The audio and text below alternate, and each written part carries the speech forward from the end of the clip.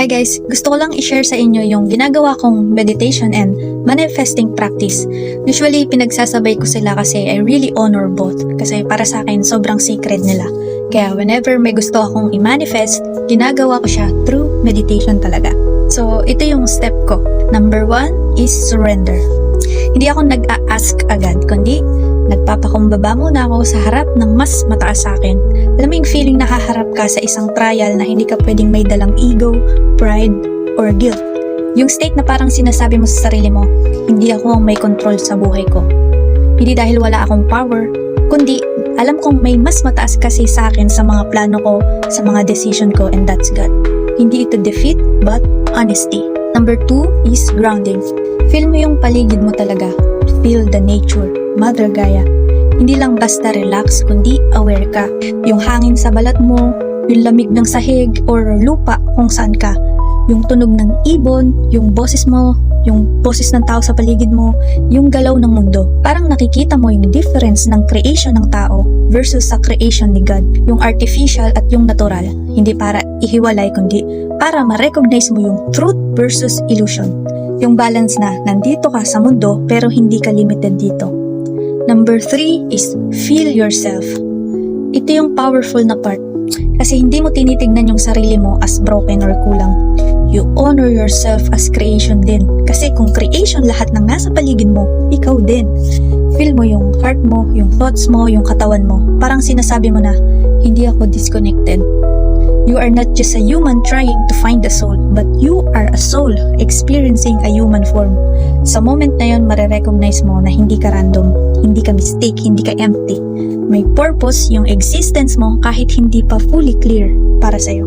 Number 4 is ask for guidance. Hindi lang sa sarili mo, kundi sa higher help. You open yourself sa guidance ng unseen. Whether you call it God, spirit guides, ancestors, or soul connections. Yung mga tao or beings na somehow connected sa journey mo, kahit hindi mo fully naiintindihan, kasi deep inside naniniwala ka na hindi lang physical world ang reality. Mas malawak pa, may mas malalim pang gumagabay sa'yo in a ways na hindi mo nakikita pero nararamdaman mo. More closer than you think. Number 5. This is where most people might misunderstand. Commanding. Yes, you will command the universe.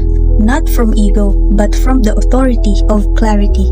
You set boundaries. You say, I do not consent to negativity, distraction, fear, envy, or anything that blocks my growth. Hindi ito pagiging aggressive, kundi protection.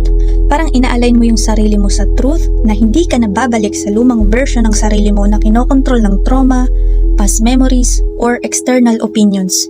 You reclaim your space. You choose alignment. So yun, 5 steps. After all of that, saka ka lang magsasalta ng desires mo, ng prayers mo, na God, ito po yung nasa puso ko, ito yung totoo sa akin, help me align with it if it's meant for me. Hindi forcing, kundi surrender with direction. Parang ito na yung grounded entry mo to connect.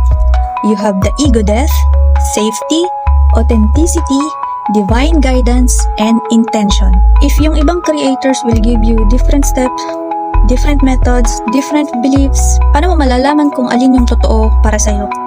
Simple lang. Not by noise, not by overthinking, but by peace. Kasi anything aligned with truth feels calm, not chaotic, not draining, light, not heavy, clear, not confusing. And just to be clear po, I'm not sharing this to compete or stand out. No ego here. It's not about my way versus their way.